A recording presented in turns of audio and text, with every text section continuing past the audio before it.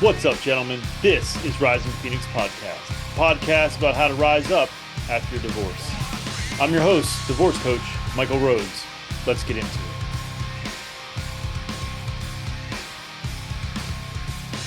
Joining me today is Dr. Jeffrey Karp. Dr. Jeff, let's just jump right into it. Why don't you tell us a little bit about yourself?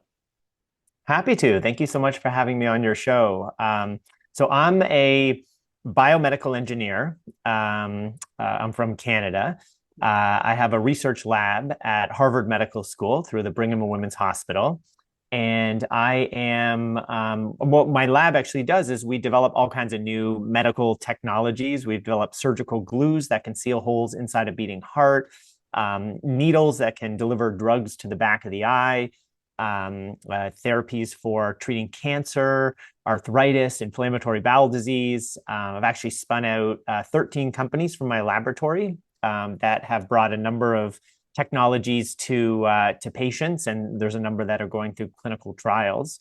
And during the past 7 years or so, I wrote a book called LIT, Life Ignition Tools, which is really all about how to intercept patterns, habits, algorithms in our day, and really infuse our lives with more intention. And this is really sort of based on a lot of struggles that I had when I was younger with undiagnosed learning differences and ADHD, and tools that I developed to survive, and then eventually found ways to use those tools to thrive.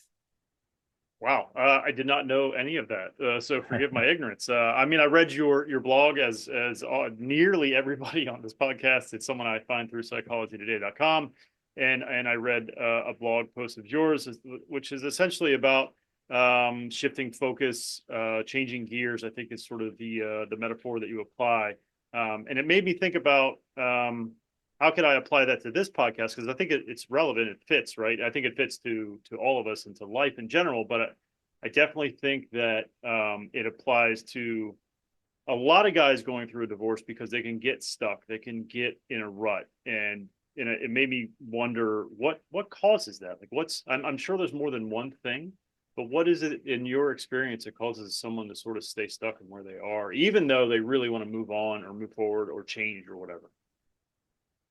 Yeah, I think that I think there's a lot of reasons for kind of getting stuck, and I think whether we're going through a divorce or just going through life in general, I think in some ways it's just a natural part of life. In fact, when I look back on my life and all the challenges and struggles that I faced, all kinds of stories and things I can tell you about, like the time I applied to medical school and got rejected from all three schools, to the time when I went in to give a TED talk and I forgot my lines halfway through and froze for 15 seconds.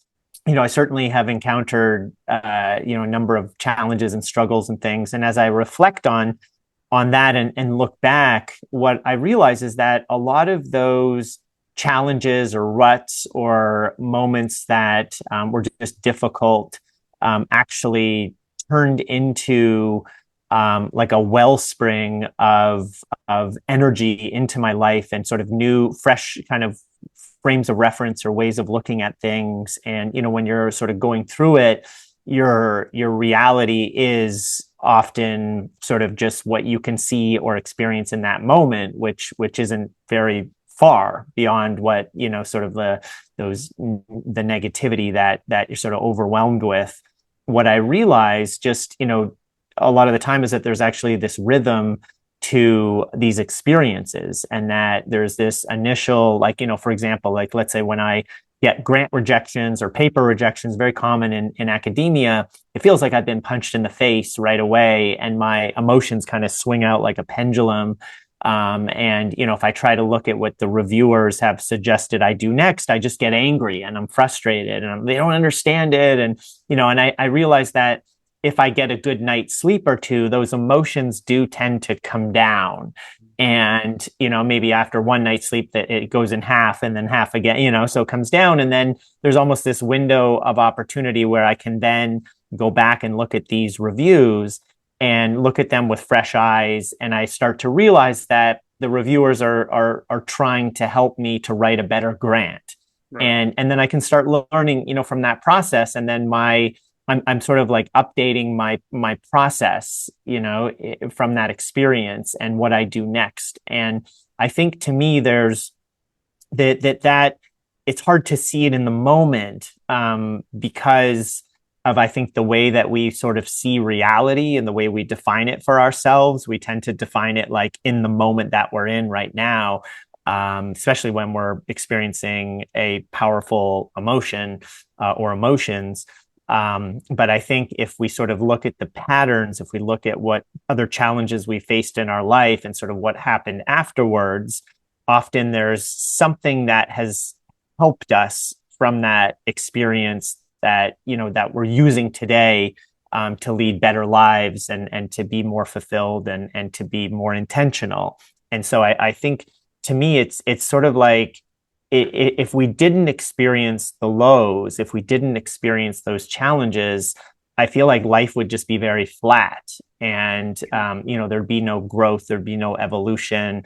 And I think, in some ways we don't want to experience the lows in too big of a low, because that, can really can send us into the depths of despair and really get us going. And I think, but I think if we can start to see the rhythms and the patterns and the pendulums that are kind of swinging back and forth, there's things that we can do, steps we can take, so that we can help pull ourselves out of these situations, or to get ourselves on a path where we're just every day just doing a little bit better, and coming away from these experiences in the most positive ways we can. Isn't it kind of around sort of the narrative you have about yourself? So, in other words, if you have a setback, isn't it, what are you telling yourself about yourself due to that setback, and figuring out ways to like you kind of said, like patterns and habits.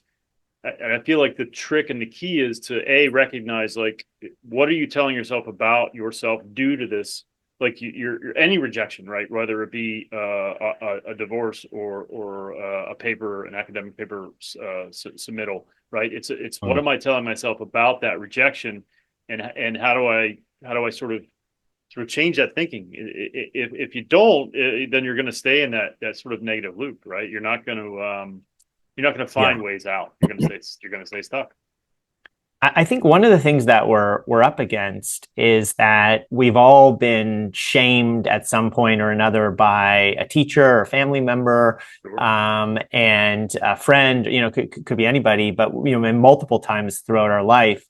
And it's almost like these have imprinted in our minds, and the voices of the people who shamed us are constantly kind of coming up, and making and sort of having us relive those experiences, with in kind of visceral ways that doesn't feel good. And so I feel in some ways we're kind of programmed to quickly shame ourselves, and to quickly, almost like to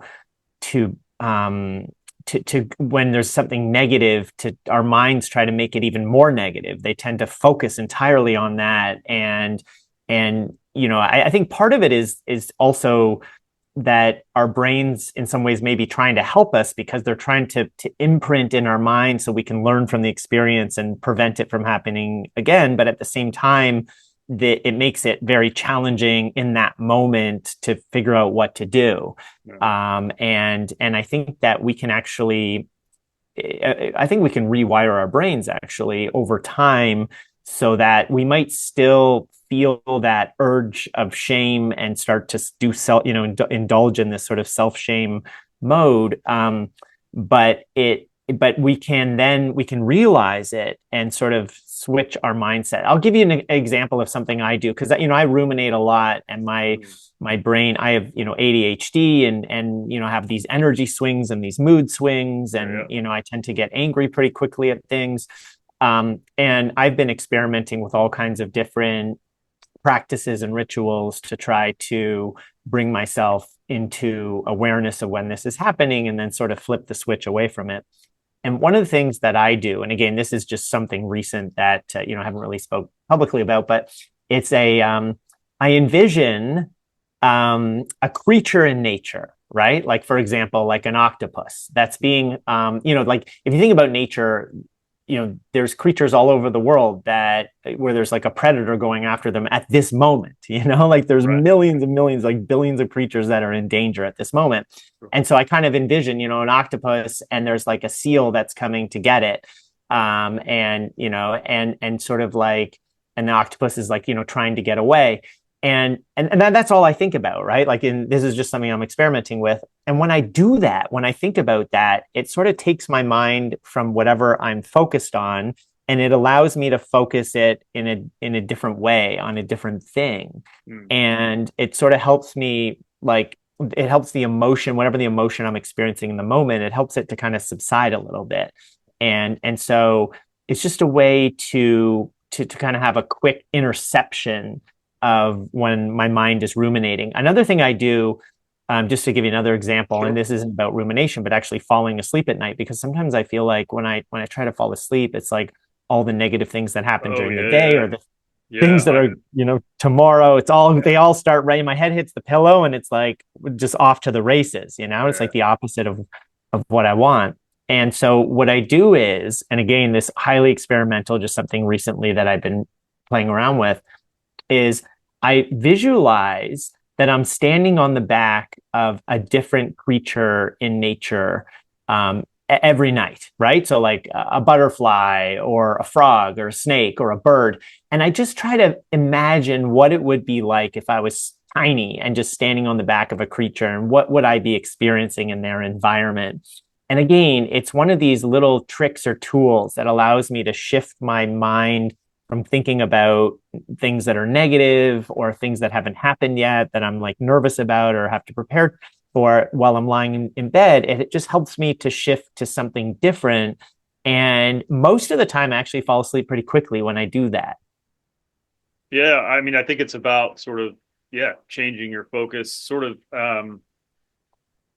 I want to say narrow it maybe, and it's something you talk about. And we're gonna cover this these 5 steps, but it's sort of it's about yeah, narrowing it down, right, to it, or at least think about something other than an issue that you're ruminating on or is keeping you up. I'm the same way. Like my brain just has there isn't an off switch. I wish there was. I hit that fucking Yeah. thing every night, but there is not. So it's really, I think what you're saying is just sort of change your focus to something other than this big looming thing, or whether that be I can't get to sleep, or how am I going to move forward in my life. Yeah.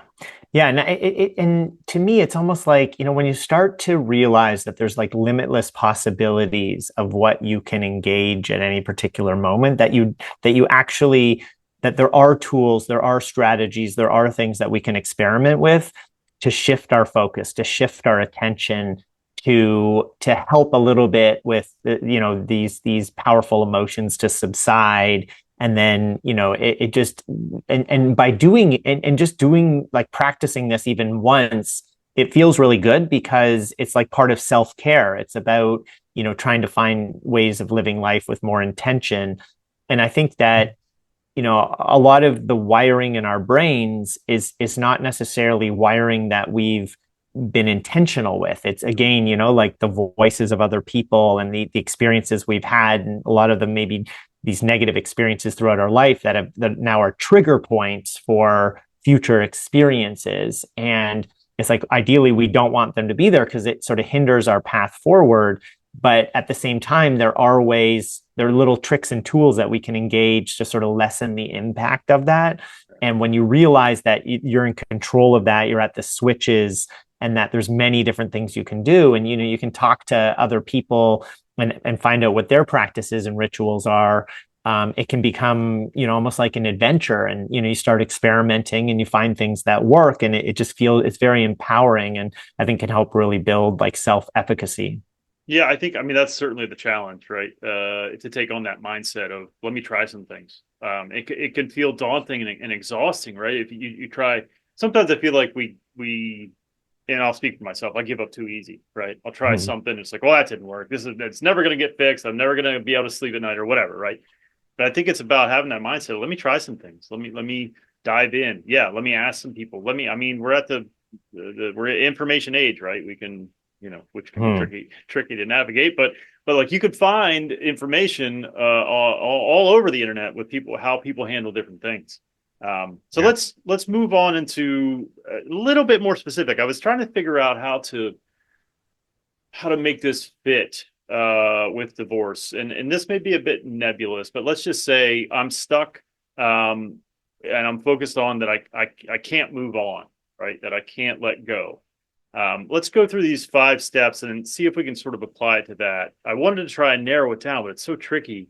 And maybe we can through this process, but let's just say I want to move on. So the first step in your 5 steps to pedal through fear is challenge your instincts. So can you talk a little bit about that? So if I'm listening to this and I feel like I'm stuck, feeling like my life is over, how do I challenge my instincts in order to start this process?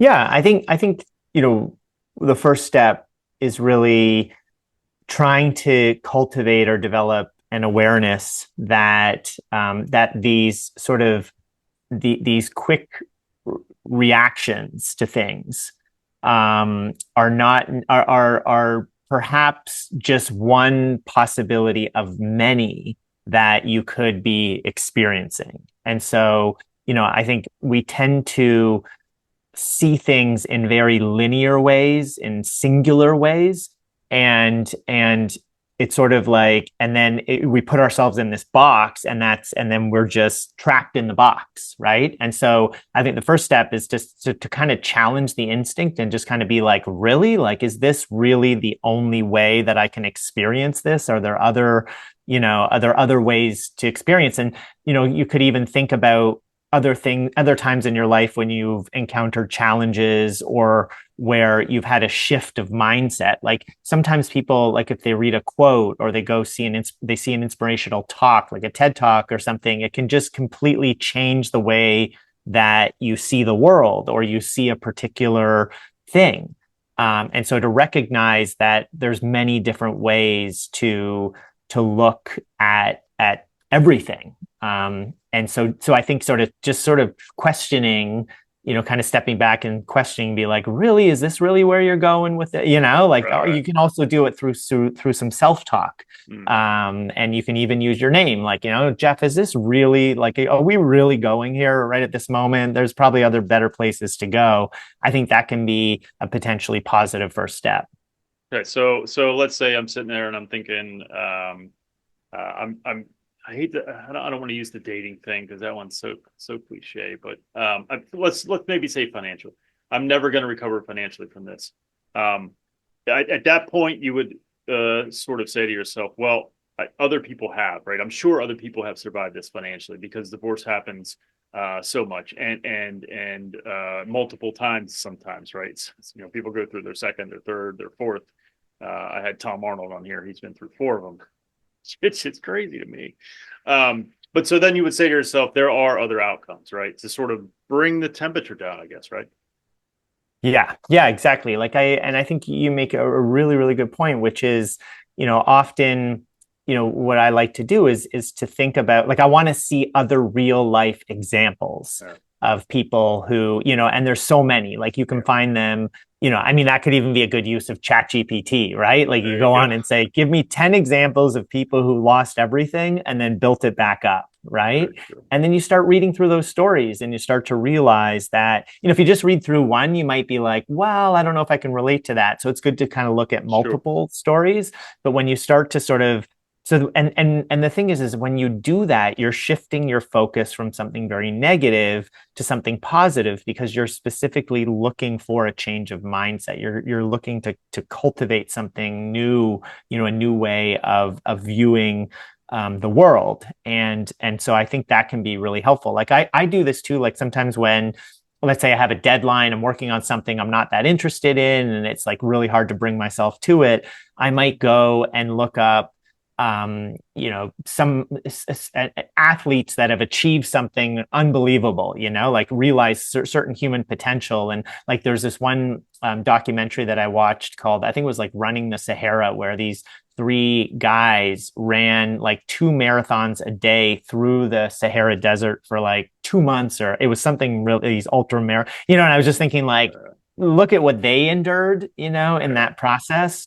And what am I enduring in this moment is so incremental compared to them. Like it kind of gives me, and I think that's the other thing too, is that we tend not to give ourselves credit Mm. for the true potential that we all have.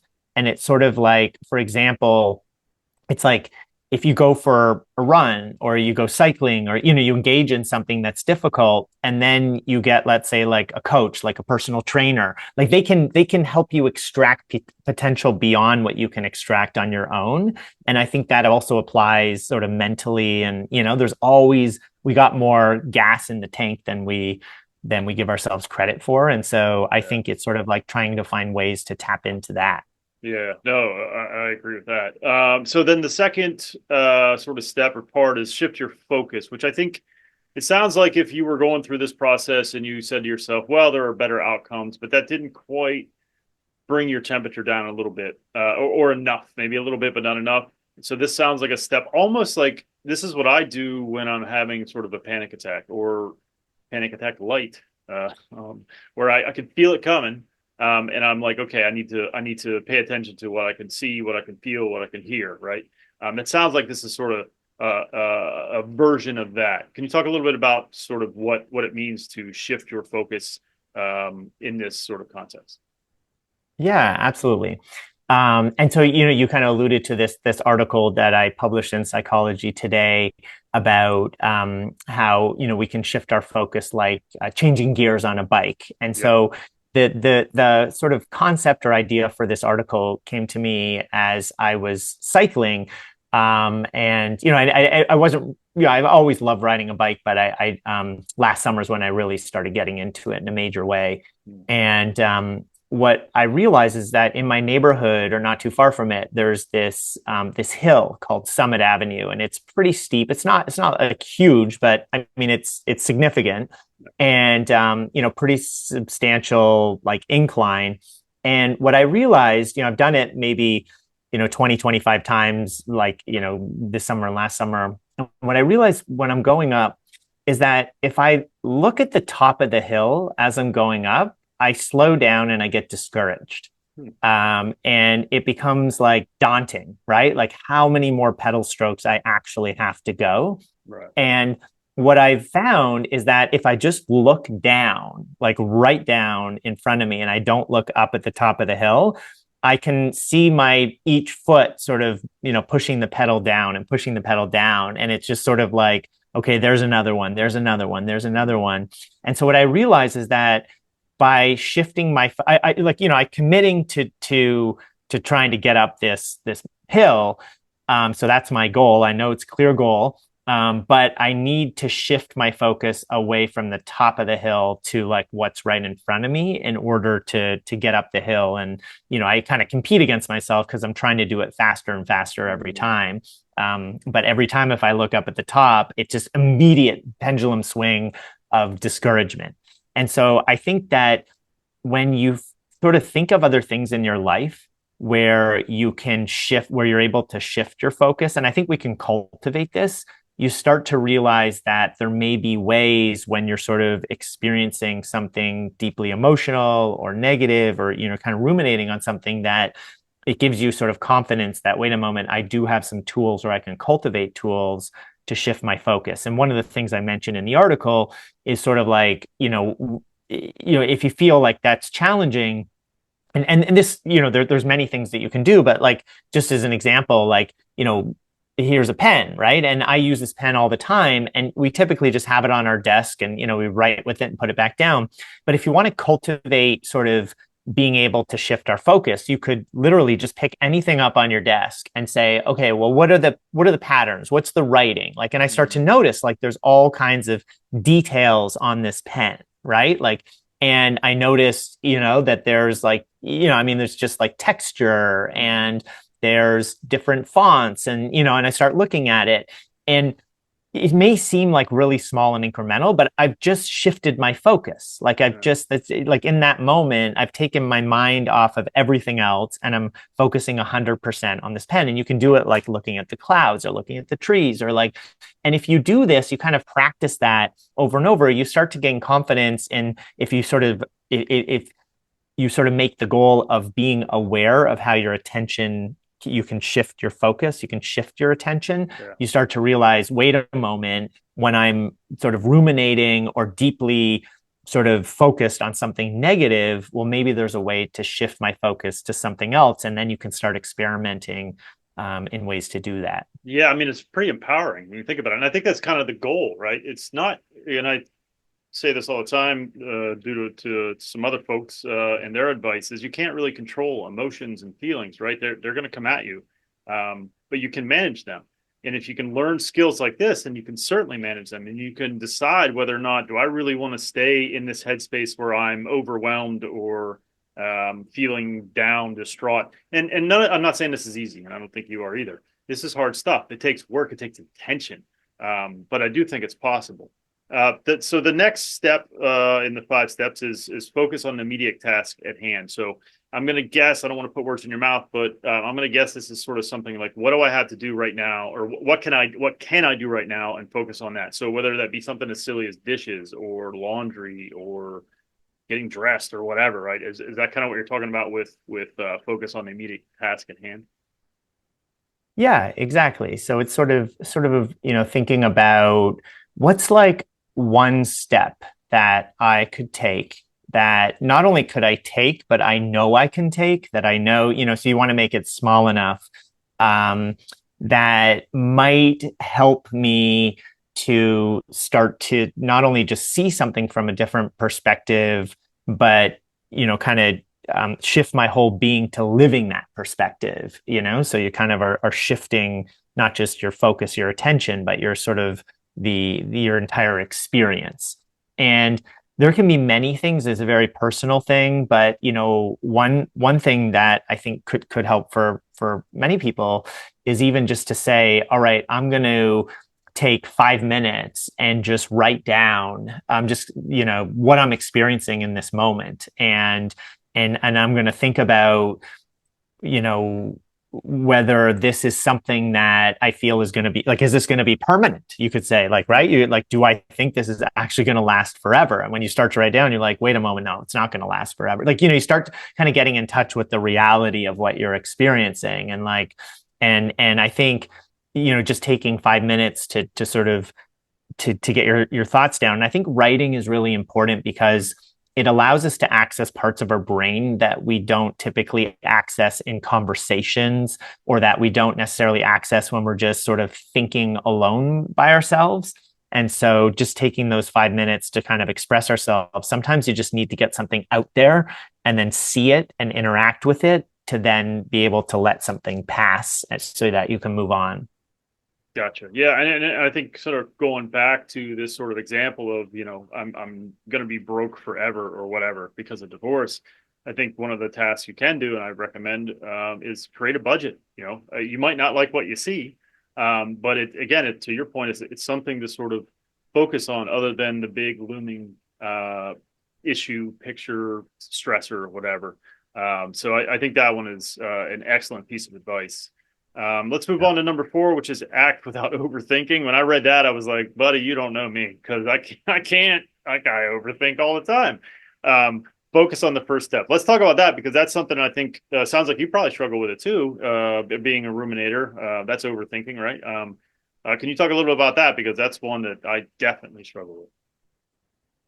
Yeah. No, I think that and by the way, I mean, all of these steps are kind of interconnected, Yeah. right? Yep. And so I think acting without overthinking is something where I think, first of all, it's sort of realizing that it's possible to not necessarily not over, like, I think I overthink everything, but what I realize is that I can probably shorten the period of time that Mm, I'm overthinking, right? That there yeah. is, like, I'm at the switches and I Yeah. can, at some point, I can say, all right, like enough, like I'm going Yeah. to move on, and Yeah. I can embrace sort of tools to do that. So it's not about sort of stopping overthinking completely, but it's sort of recognizing that there's a pattern Yeah. in the way just your brain is wired. And by the way, our brains are wired based on it's just like our biology, our innate biology, just what we're born with, and then through our experiences.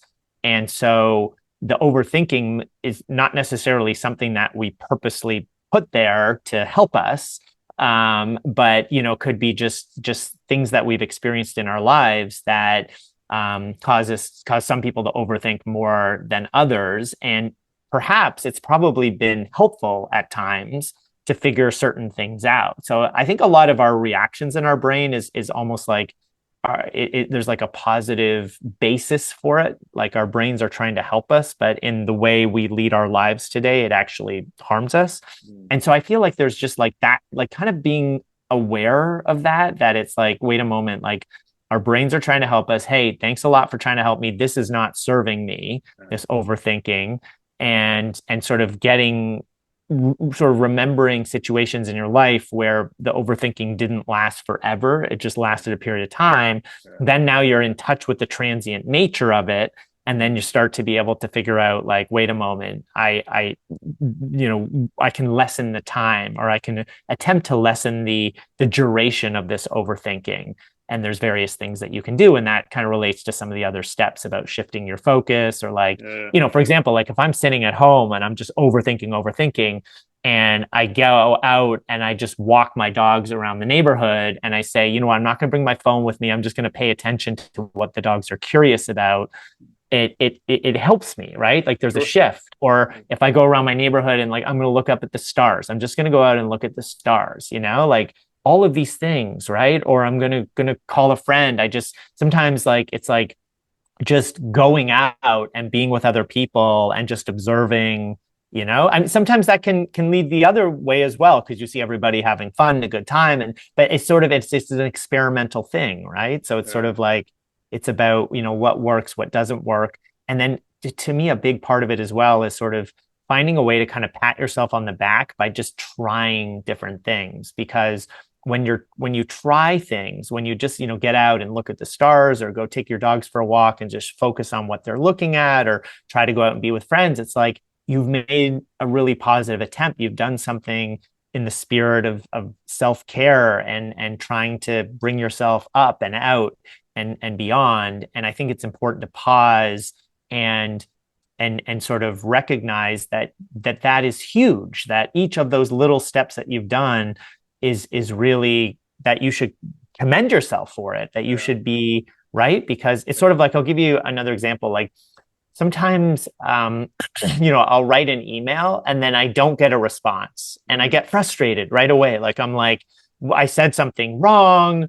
Does the Right. person like me? Right. Like, Right. are they not, am I out? Like, what is it? Right. Like my brain just pendulum swings right to that if I don't get a response right away. But recently what I've done is I've kind of looked at it and I asked the question, why? Why do I feel that way? And Mm. when I think about why, I think, well, because I care, because I want to have a connection with this person. I care what they think about what I just sent. I care. And then I say to myself, you know what? Caring is a quality that I want in myself. I want to be caring. I want to be connected to people. And then I say, okay, so the purpose of my worry is caring, and I want to be caring. So I'm sort of a way to switch it from a negative to a positive. Yeah. Yeah, I mean it's like the being mindful of your thoughts, right? So then you can make decisions. Knowing who you are. I love that you're like, I can't stop overthinking, but I can manage it essentially, which is, I think, is amazing, because it's not saying there's something wrong with you. You just need to figure out better ways to deal with the way that your brain works. I think we are, in a lot of ways, we're hardwired in certain ways. I think change is possible, but I think certain things are more um, not necessarily changeable, but manageable. I'm Yeah. never probably going to feel 100%, and who does, right? About me. Like my self esteem is never going to be at 100, at least for not any lengthy period of time, due to Yeah. lots of factors, right? But I can manage when it's low to try and bring it back up, or to keep it even keel or whatever. So I kind of love that sort of thought process, that it's not about changing every aspect of us. It's more about knowing who we are and managing that. Yeah, actually, just one other point on that, and Sure. this actually goes to another article that I wrote in Psychology Today about what I call the pendulum lifestyle. And it's sort of like what I found extremely helpful is to see everything on a pendulum.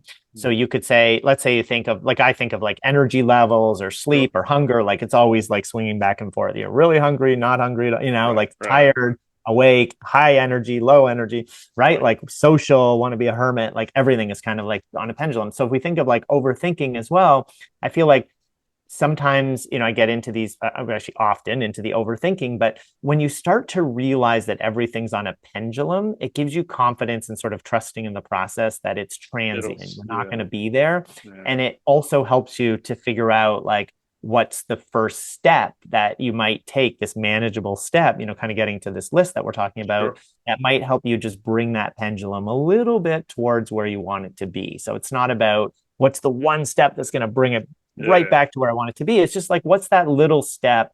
And sort of when you have an awareness of it and you can take that step and then pat yourself on the back and say, hey, you took a step. Like that was really great. You start to shift the focus. And that's what kind of like the fifth step is really all about of kind Yeah. of, I call like mastering your mindset. It's Yep. sort of like, savoring these small little steps, and remembering that you do have this power to redirect your focus. And as you practice it, you form these reinforcement loops in your brain.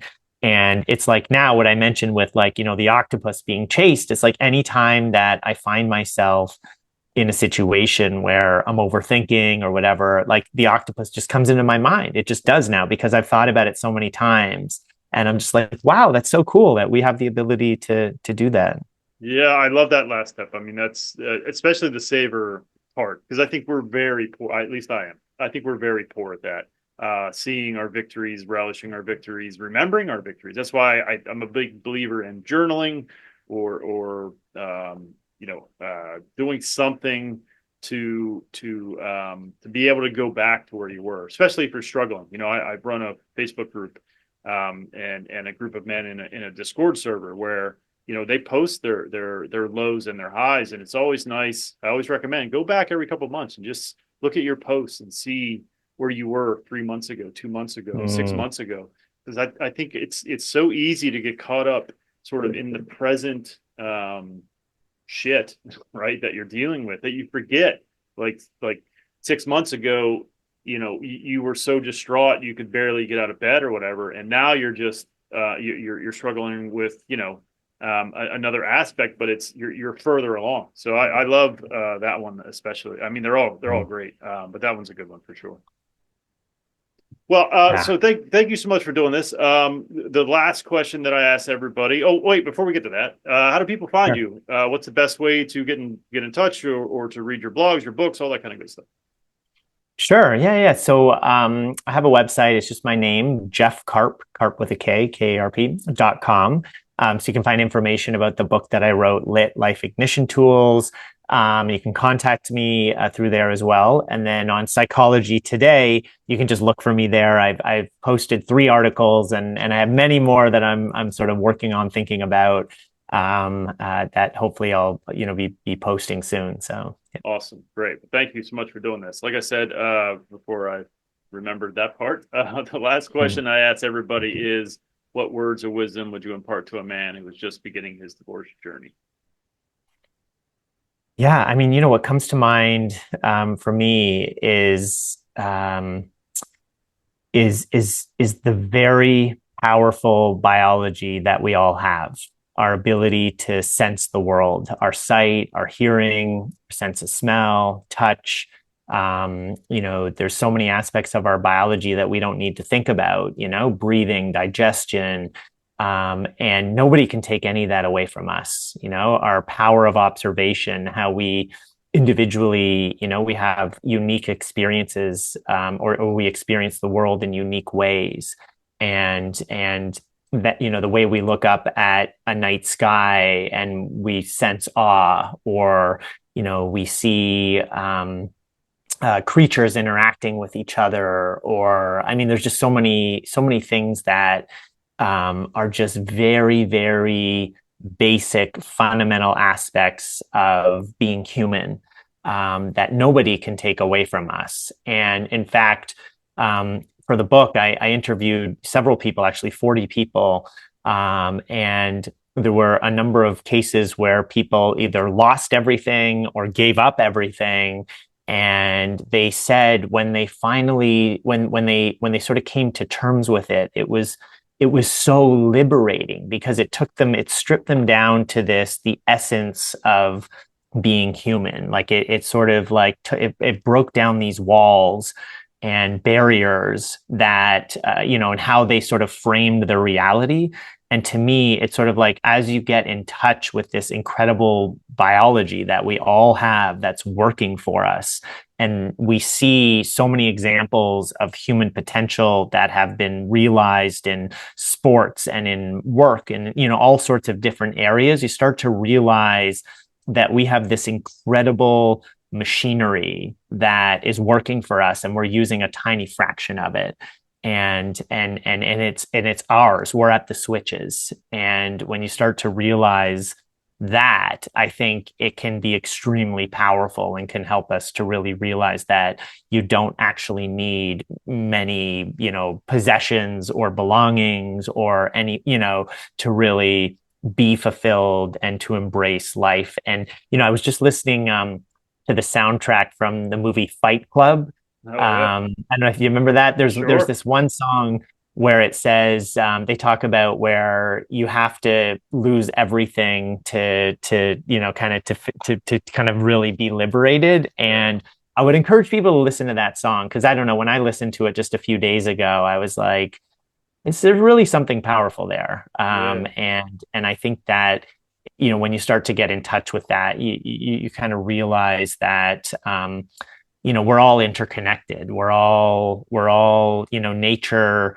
It's like we're all if you look at sort of the rhythms of life, if you look out at the trees and the birds and the squirrels and like everything is working together and we're part of that. And I think when you start to realize that, you start to realize that um, we have a lot of support for us, within us and outside of us, not just with the humans that we interact with, but far beyond, and the food on our table. And sure.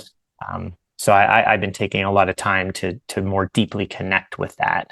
And actually, one little practice I'll just mention here that I do is when I'm eating to try to get in touch with that biology.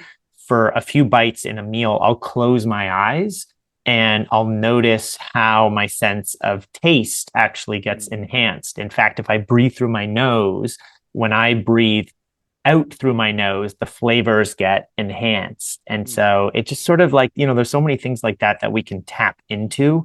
yeah, And, when you start to look at like the birds interacting with each other and, what's really happening in nature, um, you know, there's science has demonstrated now that we're switching from the sympathetic to the parasympathetic nervous system. Our heart rate goes down, our breathing goes down, yeah. our blood pressure goes down, our sense of wellness improves. Like so, I think there's sort of attuning to the rhythms of life and sort of getting in touch with this incredible biology that we all have that no one can take away from us. I think can be really powerful. Yeah, agreed. Excellent words of wisdom. I agree. I think it's important for us. I think it's really kind of about slowing down and looking outside of yourself. Sometimes I think we get so wrapped up in our own brains and our own issues, and they're righteous. They're right in front of us. They're the easiest things for us to access. But I think that we're doing ourselves a disservice if we don't sort of stop from time to time as often as we can and just realize that there's a lot more outside of us that is helpful, soothing, motivating, inspiring, et cetera, et cetera. So thank you again, Dr. Jeff, for doing this. I really appreciate it. Yeah, no, it's great. I've really enjoyed this conversation. Thank you so much. Thank you so much for watching and or listening. Since my separation in July of 2019, I have done an incredible amount of work on myself. I've had many different therapists, life coaches, and went through different programs. I've taken all that I've learned and put it into my own program called Forged by Fire. If you are interested in having me help you navigate your divorce, please hit my website, risingphoenixdivorcecoach.com. I look forward to working with you.